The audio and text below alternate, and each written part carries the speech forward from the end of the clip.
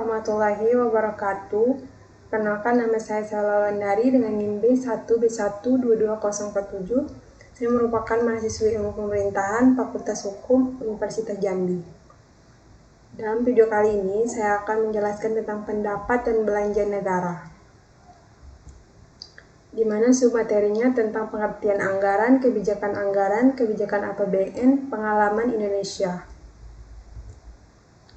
Yang pertama, pengertian anggaran. Yang dimaksud dengan anggaran atau budget ialah suatu daftar atau pernyataan terperinci tentang rencana penerimaan dan pengeluaran untuk suatu kegiatan untuk jangka waktu tertentu, biasanya 1 tahun. Sedangkan menurut Abdul Hafiz Tanjung, dalam bukunya yang berjudul Akuntansi Pemerintahan Daerah menyatakan bahwa anggaran merupakan pedoman tindakan yang dilaksanakan perusahaan atau organisasi mengikuti rencana pendapatan, belanja, transfer, dan pembiayaan yang diukur dalam suatu uang yang disusun menurut klasifikasi tertentu secara sistematis untuk suatu periode.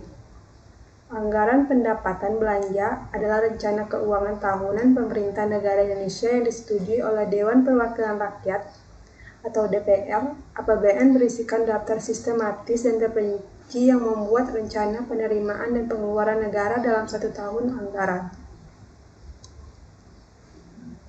Selanjutnya, perbandingan format APBN. 1. APBN pada masa Orde Baru. Pada masa Orde Baru, APBN dikelompokkan menjadi 2 sisi, yaitu sisi penerimaan dan sisi pengeluaran. 1. APBN menjelang akhir masa Orde Baru. Pada APBN tahun 1997 atau 1998, menjelang berakhirnya pemerintahan Orde Baru, pos penerimaan dalam negara dikelompokkan menjadi pos penerimaan dari minyak bumi dan pos penerimaan dari minyak dan gas alam.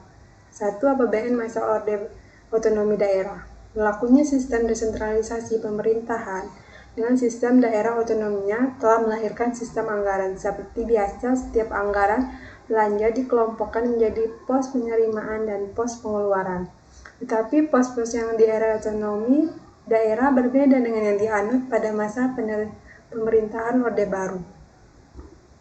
Selanjutnya, kebijakan anggaran. Kebijakan anggaran adalah suatu teknik untuk mengubah pengeluaran atau penerimaan negara saat perekonomian guncang baik karena inflasi atau deflasi. Suatu kebijakan ekonomi dalam rangka mengarahkan kondisi perekonomian untuk menjadi lebih baik dengan jalan mengubah penerimaan dan pengeluaran pemerintah. Selanjutnya, perekonomian tertutup. Perekonomian tertutup dijalankan oleh negara tanpa adanya hubungan kerjasama dengan negara lain, sehingga tidak ada terjadinya ekspor dan impor barang.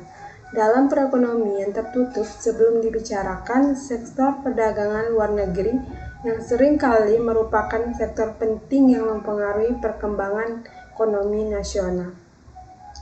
Ada anggaran belanja tidak imbang, unbalanced budget, atau anggaran belanja seimbang, balanced budget. Selanjutnya, perekonomian terbuka. Perekonomian terbuka adalah perekonomian yang melibatkan diri dalam perdagangan internasional, ekspor dan impor, barang dan jasa, serta modal dengan negara-negara lain. Perekonomian ini dijalankan oleh negara dengan adanya hubungan kerjasama dengan negara lain, sehingga terjadi kegiatan ekspor dan mengimpor barang. Pada sistem ekonomi yang terbuka, terdapat kemungkinan diri produsen untuk melakukan kegiatan ekspor barang dan produk perdagangan dengan tujuan pasar-pasar di negara lain, atau sebaliknya melakukan kegiatan impor atas bahan-bahan mentah dan bahan penolong serta mesin atau barang jadi dari luar negara. Selanjutnya, kebijakan APBN. Pengalaman Indonesia. Pengalaman sebelum Orde Baru memberi pelajaran kepada masyarakat Indonesia bahwa kebijakan defisit belanja menyebabkan perekonomian mengalami inflasi yang sangat parah, sehingga perekonomian gagal tumbuh dan malah mengalami stagnasi yang diikuti dengan kekacauan sosial dan politik. Saat itu belum ada pembangunan, investasi digantikan spekulasi dan semua infrastruktur jalan, pelabuhan, listrik, dan irigasi rusak parah. Berdasarkan pengalaman tersebut, Orde Baru berupaya mengatasinya kesulitan yang ada dengan memperkenalkan anggaran berimbang dinamis dan kebijakan pendukung pembangunan di atas trilogi: pembangunan, stabilitas nasional, pertumbuhan ekonomi dan pemerataan. Itulah yang dapat saya sampaikan, lebih dan kurangnya saya mohon maaf. Saya akhiri. Wassalamualaikum warahmatullahi wabarakatuh.